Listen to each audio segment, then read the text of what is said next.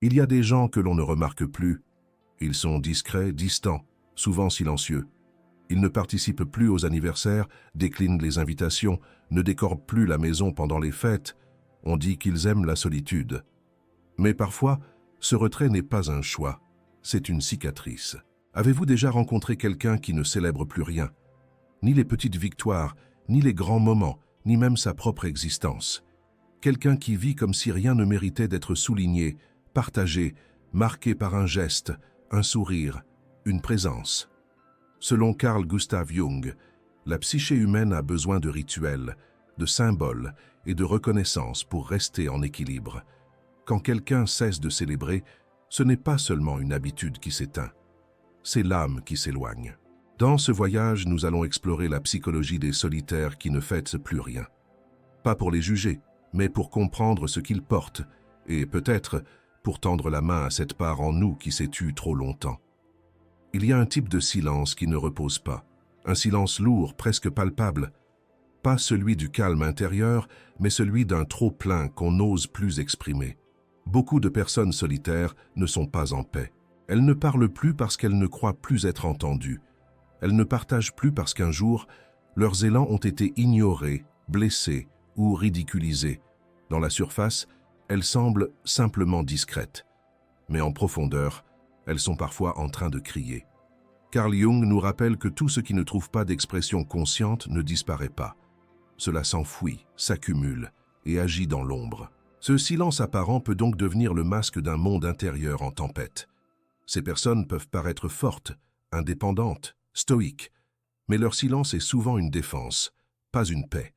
C'est un mur construit pierre par pierre pour se protéger de blessures anciennes ou pour éviter d'en infliger de nouvelles. Quand quelqu'un ne dit plus rien, ce n'est pas toujours qu'il n'a rien à dire. Parfois, c'est qu'il a trop ressenti et que cela ne trouvait plus de place. La solitude, dans ces cas, n'est pas une quête spirituelle, c'est un refuge. Et comme tout refuge, elle peut devenir une prison. Il y a un seuil imperceptible où l'on cesse de célébrer. Ce n'est pas une décision soudaine, ni un rejet clair. C'est une lente disparition, un oubli progressif de ce qui autrefois semblait important. On ne souffle plus les bougies, on ne lève plus son verre, on ne marque plus les saisons, ni les retrouvailles, ni même les petits plaisirs. Pourquoi certains cessent-ils de fêter? Pas par désintérêt, pas toujours par manque de temps, mais parce qu'au fond d'eux, quelque chose s'est éteint. Dans la psychologie jungienne, la célébration joue un rôle essentiel. Elle donne un sens symbolique au passage du temps. Elle transforme l'ordinaire en sacré. Elle inscrit l'existence dans un récit plus vaste. Ne plus célébrer, c'est parfois perdre ce fil. C'est comme si la personne ne se sentait plus digne d'attention. Comme si sa vie ne valait plus d'être honorée. Comme si plus rien ne méritait d'être souligné. Ni l'amour, ni la croissance, ni même le fait d'avoir survécu à une année de plus. Ce désengagement des rituels est souvent un signe de repli. Une manière subtile mais profonde de dire « je ne suis plus vraiment là ». Et parfois, ce silence face à la joie cache une fatigue immense, une blessure ancienne ou un renoncement que personne n'a vu venir. Ils ne font pas de bruit, ils ne dérangent personne, mais ils disparaissent lentement des cercles, des conversations, des souvenirs partagés. Ils répondent moins, ils déclinent sans expliquer, ils s'éloignent sans bruit, espérant que personne ne leur en voudra, ou peut-être que personne ne le remarquera. Mais derrière ce retrait, il y a souvent une douleur invisible, une douleur qui ne sait plus comment se dire, une fatigue d'avoir essayé, trop longtemps, de faire partie d'un monde qui ne les comprenait plus.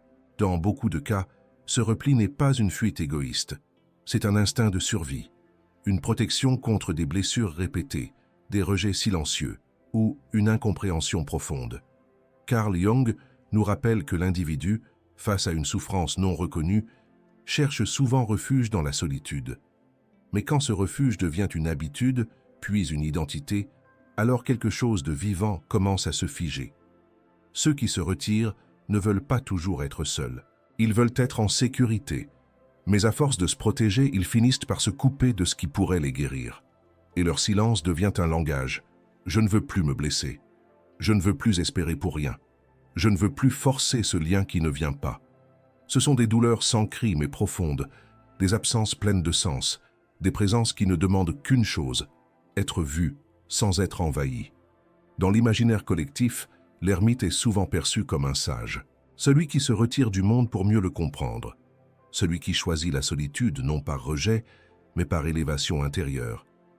Et pourtant, tous les ermites ne sont pas en paix.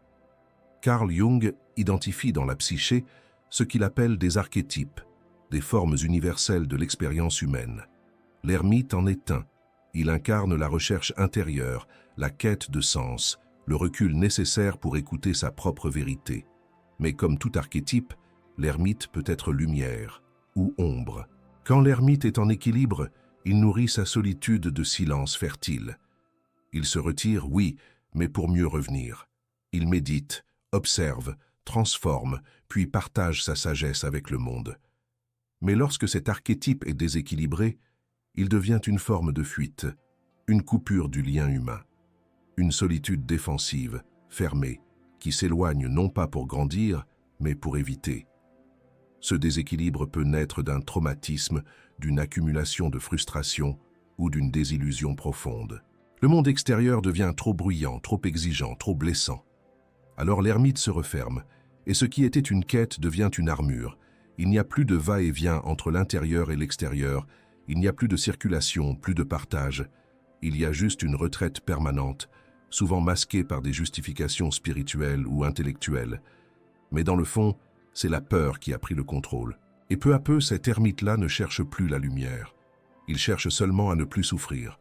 Selon Carl Jung, ce que nous ne voulons pas voir en nous, ce que nous rejetons, fuyons, réprimons, ne disparaît pas. Cela devient ombre, et l'ombre agit, discrètement, profondément. Parfois à notre insu. Chez les solitaires qui se sont détachés du monde, cette ombre prend une forme particulière. Ce n'est pas nécessairement de la haine, ni de la colère manifeste. C'est une ombre tissée de désillusion, de méfiance, de repli, et parfois de mépris silencieux pour la vie partagée. L'ombre des isolés peut être faite de phrases jamais dites. « Je n'ai jamais été compris. Le monde ne m'a rien apporté. Pourquoi lui devrais-je encore quelque chose? Ils ne m'ont pas vu alors qu'ils me laissent tranquille maintenant. » Ces pensées, même inavouées, finissent par s'incruster. Elles colorent la vision du monde, assombrissent les relations, réduisent le champ des possibles. Et ce retrait, qui au départ était une protection, devient un refus inconscient de vivre pleinement. Jung insistait, ce que nous n'intégrons pas en conscience se retourne contre nous. Et chez certains solitaires, l'ombre devient un compagnon invisible, un conseiller intérieur qui murmure sans cesse, ne te montre plus, ne donne plus, ne célèbre plus. Mais l'ombre n'est pas mauvaise en soi. Elle est un signal, un appel à regarder en face ce qui fait mal, ce qui a été refoulé, ce qui demande à être reconnu. L'enjeu, ce n'est pas d'éliminer l'ombre, c'est de l'éclairer, de la rencontrer, de lui donner un espace pour se transformer. Et parfois, cette transformation commence par une chose simple, revenir dans un lien, même minuscule, même fragile. Il y a quelque chose de profondément révélateur chez une personne qui ne célèbre plus rien. Pas par oubli, mais par retrait conscient ou indifférent. Les rituels, anniversaires, fêtes, réunions, gestes symboliques ne sont pas de simples conventions sociales. Dans toutes les cultures, ils ont toujours servi à donner une forme visible à l'invisible. Ils marquent le temps, honorent les passages, rappellent à l'individu qu'il appartient à quelque chose de plus vaste que lui. Carl Jung voyait dans les rituels une fonction psychique essentielle. Il relie l'inconscient au conscient, l'individu au collectif, l'intime au sacré. Refuser les rituels, ce n'est donc pas anodin. C'est souvent le signe d'un vide intérieur qui ne trouve plus comment se symboliser. Certaines personnes disent « les fêtes sont superficielles, ça ne veut rien dire, je n'en ai pas besoin ». Mais derrière ces phrases, il y a parfois une fatigue de ressentir, une lassitude d'espérer, ou une peur que la joie ravive une douleur enfouie. Car célébrer, c'est s'exposer, c'est reconnaître qu'un moment a compté, c'est accepter de sentir, même brièvement, que la vie mérite d'être honorée. Et pour quelqu'un qui a trop perdu, trop encaissé ou trop été déçu, cela peut être insupportable. Alors on supprime les rituels, on efface les dates, on banalise l'existence. Mais ce que l'on évite ainsi, ce n'est pas la superficialité. C'est souvent la vulnérabilité. Et sans rituel, l'âme se vide lentement de repères. Le temps devient plat. Les jours se ressemblent. Et la vie, peu à peu, perd sa texture. Je n'ai besoin de personne. Je suis mieux seul. Les autres déçoivent toujours. Ces phrases, on les entend de plus en plus. Et souvent, elles sont prononcées avec assurance, comme une victoire, une conquête, un détachement du tumulte humain. Mais faut-il vraiment s'en réjouir? Il existe une forme de solitude féconde, choisie avec maturité, où l'on apprend à s'aimer soi-même, à ne pas dépendre constamment du regard ou de la validation des autres. Cette solitude-là libère, elle construit. Mais il existe aussi une autosuffisance émotionnelle rigide, défensive, fermée. Et c'est un piège. Derrière cette posture d'indépendance totale, il y a souvent une blessure non soignée, une suite de déceptions, de trahisons, de silence. Et une conclusion tirée trop vite: si je ne compte sur personne, je ne souffrirai plus. Ce raisonnement paraît logique, mais il coupe aussi l'accès à la joie partagée, à la tendresse inattendue, à l'humain dans ce qu'il a de plus fragile et de plus beau. Carl Jung soulignait que l'individu ne se réalise jamais complètement en dehors de la relation. Même le processus d'individuation, cette quête intérieure d'unité, demande que l'on confronte l'autre. Car c'est dans la relation que l'ombre se révèle. C'est dans le lien que nos parts blessées peuvent guérir. L'autosuffisance émotionnelle peut sembler noble, presque spirituelle. Mais elle devient un problème quand elle exclut toute dépendance, toute ouverture, tout accueil. Se priver du lien, c'est se priver aussi de miroir. Et sans miroir, on finit par se perdre dans sa propre image. Il ne s'agit pas de redevenir dépendant, mais de reconnaître que nous avons besoin les uns des autres, non pour survivre, mais pour devenir pleinement humains. Il arrive un moment où l'on ne ressent plus grand-chose, ni grande tristesse, ni véritable joie. On traverse les jours comme on traverse un couloir sans fenêtre. On fonctionne, on répond, on accomplit, mais à l'intérieur, tout est flou. Ce n'est pas toujours une dépression visible, c'est souvent plus subtil, un effacement progressif du lien entre ce qu'on vit et ce qu'on ressent. Carl Jung nous enseigne que l'âme, lorsqu'elle est blessée, ne crie pas toujours. Elle peut se taire, elle peut se retirer. Et surtout, elle peut se couper du monde. Cette coupure n'est pas nécessairement un choix conscient, elle est parfois une conséquence, le résultat d'un trop-plein de douleur, d'un choc ou d'une accumulation de petites trahisons de soi-même. La personne ne se reconnaît plus dans les autres. Elle ne se sent plus en sécurité dans les interactions. Elle ne voit plus de sens dans les gestes du quotidien, ni dans les projets d'avenir. Alors, elle se déconnecte. Elle coupe les ponts, non par colère, mais par épuisement de l'espérance. Mais cette déconnexion, même silencieuse, même justifiée à un coup, elle prive la personne de ce qui nourrit profondément l'âme humaine, le lien, le partage, la co-création de sens. Le danger, c'est que cette anesthésie devienne une norme, que la distance devienne confort, et que l'on s'habitue à ne plus être touché ni touchant. Pour Jung, cette déconnexion est un symptôme, pas une identité. Elle signale qu'une part de la psyché souffre, qu'elle demande une attention douce, patiente et authentique. Et cette attention parfois ne vient pas de l'extérieur. Elle commence par un geste simple, se demander sans jugement où suis-je parti, et qu'est-ce qui en moi attend encore d'être rejoint. Certains silences ne viennent pas du caractère, mais du passé. Il y a des cœurs qui se sont figés, non pas par choix, mais par nécessité. Un traumatisme n'est pas toujours un événement spectaculaire. Parfois, c'est une série de petites blessures non reconnues, des abandons discrets, des mots durs, des absences au moment où l'on avait le plus besoin d'être vu. Le cœur humain, lorsqu'il est trop souvent blessé, n'apprend pas seulement à se protéger, il apprend à ne plus ressentir. Carl Jung disait que ce que nous ne parvenons pas à transformer en conscience, nous le subissons comme destin. Et bien souvent, les traumatismes non digérés deviennent des schémas invisibles qui figent la vie. Ces cœurs gelés n'aiment pas moins que les autres, mais ils aiment à distance, avec prudence, avec cette peur constante que l'ouverture soit suivie d'une chute. C'est pourquoi beaucoup de personnes marquées par le traumatisme évitent les célébrations. Pas par froideur, mais parce que toute intensité émotionnelle, même positive, peut réveiller des blessures anciennes. La joie devient dangereuse, l'amour risqué, la proximité menaçante. Alors, elles se retirent. Elles choisissent le calme, la stabilité, l'isolement contrôlé, et leur vie devient un espace sûr, mais froid. Pour réchauffer un cœur gelé, il ne suffit pas d'ajouter du bruit, des fêtes, des discours. Il faut de la lenteur, de la constance, de la présence sans pression. Et parfois, cette présence doit venir d'abord de soi, envers soi.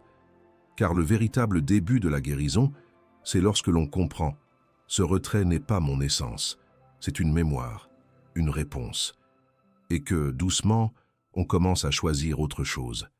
Plonger en soi peut être une bénédiction. C'est là que naissent les intuitions les plus profondes, les compréhensions silencieuses, les élans authentiques.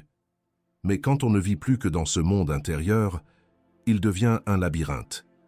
Certaines personnes, après trop de blessures, trop de malentendus, se replient dans leur vie intérieure comme dans une forteresse. Elles y trouvent refuge, sens, clarté, et souvent une paix qu'elles ne trouvent plus dehors. Mais ce refuge, avec le temps, peut se transformer en enfermement invisible. Carl Jung nous mettait en garde contre l'inflation du monde intérieur. Lorsque l'imaginaire, les pensées, les projections prennent toute la place et que la réalité concrète, les rencontres, les gestes, les mots échangés, devient secondaire, voire insupportable. Vivre exclusivement dans son monde intérieur, c'est courir le risque de ne plus être éprouvé, de ne plus être confronté à l'altérité, à l'inattendu, à la contradiction fertile de l'autre. On croit alors se connaître, mais on ne fait que se répéter. On croit être en paix, mais on a simplement éliminé les frictions. Le monde intérieur devient un miroir fermé, et dans ce miroir, on peut se perdre. L'équilibre psychique, selon Jung, naît du dialogue entre l'intérieur et l'extérieur. L'un nourrit l'autre, l'un remet l'autre en question. Et c'est dans cette tension créative que l'on se transforme réellement. Le danger du repli total, c'est que la vie devient idée, abstraction, soliloque, et l'âme, privée d'échanges vivants, se dessèche. Il ne s'agit pas de renier la richesse intérieure, mais de ne pas s'y enfermer. Car le monde, malgré sa dureté, reste l'espace où l'on aime, où l'on apprend, où l'on devient. Ne plus célébrer n'est jamais un geste neutre, c'est un langage, un message silencieux de la psyché qui dit quelque chose, même quand on ne veut rien dire. Dans la pensée de Carl Jung, chaque acte symbolique a une portée psychique. Fêter un anniversaire, allumer une bougie, partager un repas, s'habiller différemment pour un jour spécial, tous ces gestes, en apparence banals, participent à une alchimie intérieure. Ils donnent un cadre, une forme, à ce que nous ressentons ou espérons. Ils permettent de faire passer un contenu émotionnel du chaos à la conscience. L'absence de tout rituel, de toute célébration, n'est donc pas simplement une question de préférence ou de personnalité. Elle peut être l'indice d'une psyché qui s'est contractée, d'un esprit qui ne parvient plus à donner sens au temps ni à reconnaître ses propres cycles. Jung écrivait que l'âme a besoin de symboles pour se sentir vivante. Lorsque ceux-ci disparaissent, la personne entre dans une forme de désymbolisation. Les événements ne résonnent plus, les émotions se banalisent, la vie devient linéaire, dévitalisée. On ne marque plus les débuts, ni les fins. On traverse les étapes sans les habiter, et l'on perd le sentiment d'avancer, de grandir, de se transformer. Ne pas célébrer, c'est aussi parfois refuser de se reconnaître, ne pas se sentir digne d'être vu, ou avoir peur que dans la lumière de la fête surgisse un malaise longtemps tenu à distance. Mais là encore, ce refus est une invitation déguisée, celle de regarder ce qui en soi a été oublié, abandonné, laissé en silence. Car souvent, sous l'absence de célébration, il y a une soif immense de sens et de réconciliation. On croit souvent que célébrer nécessite une grande occasion, un anniversaire, un mariage, une réussite majeure. Mais Jung, comme bien d'autres penseurs profonds, nous invite à un autre regard. Le sacré est partout, dès lors qu'on le reconnaît. Se reconnecter à la célébration, ce n'est pas revenir à des fêtes artificielles. Ce n'est pas jouer un rôle social, ni se forcer à sourire. C'est réapprendre à honorer la vie, dans ce qu'elle a de plus simple et de plus vrai. C'est préparer un repas et y mettre de l'intention. C'est prendre le temps d'écouter quelqu'un sans rien faire d'autre. C'est marcher en silence au lever du jour et sentir que l'on fait encore partie du monde. Carl Jung considérait que l'âme humaine s'épanouit quand elle peut transformer l'ordinaire en symbole vivant. Un geste répété avec conscience devient rituel. Un moment partagé devient offrande. Un silence habité devient présence. Et cela ne demande pas de grandes cérémonies, mais de la présence, de l'accueil, de la gratitude incarnée. Pour ceux qui ont cessé de célébrer, il ne s'agit pas de revenir aux fêtes telles qu'elles étaient. Il s'agit de réinventer des formes qui résonnent avec l'état intérieur d'aujourd'hui. Des gestes sincères, des temps de reconnexion, même fugaces, où l'on dit à la vie « Je suis encore là, et tu comptes encore pour moi ». Ce sacré du quotidien peut commencer par des choses minuscules. Allumer une bougie avant un repas, écrire quelques lignes chaque soir, regarder un visage aimé sans téléphone à la main. Ces petites célébrations, quand elles sont vraies, réparent ce que l'oubli avait endormi. Et elles redonnent souffle à l'âme, sans bruit, sans éclat. Juste avec une vérité discrète mais profonde. La vie mérite encore d'être honorée. Il ne s'agit pas de ramener de force les solitaires dans la lumière. Il ne s'agit pas de les convaincre de faire la fête, ni de leur reprocher leur distance. Il s'agit de comprendre. Comprendre que certains silences sont des blessures, que certaines absences sont des formes de loyauté à une douleur ancienne, et que revenir au monde demande plus que des paroles. Cela demande de la sécurité, du respect, de la lenteur. Carl Jung parlait souvent de l'intégration, intégrer nos ombres, nos retraits, nos contradictions, pour redevenir entiers. Et cela inclut la part en nous qui a voulu s'en aller, qui a choisi de ne plus célébrer, qui s'est dit « je n'ai plus de place ici ». Réintégrer cette part, ce n'est pas l'annuler, c'est lui faire une place dans le cercle, c'est lui dire « tu peux rester toi-même, mais tu n'as plus besoin d'être seul ». Il n'est jamais trop tard pour réinventer des liens, jamais trop tard pour dire « je ne sais pas comment revenir, mais j'en ai envie ». Et pour ceux qui vivent aux côtés de ces solitaires, le plus grand cadeau que l'on puisse faire n'est pas un discours, mais une présence non menaçante. Être là, simplement, sans pression, sans attente, mais avec cette force douce qui dit « tu as le droit de revenir à ton rythme, à ta manière ». La réintégration n'est pas une action spectaculaire. C'est un mouvement discret de l'âme qui, après avoir longtemps fui, se remet à marcher, vers les autres et vers elle-même. Et parfois, tout commence par une chose simple, allumer une lumière dans une pièce restée trop longtemps dans l'ombre.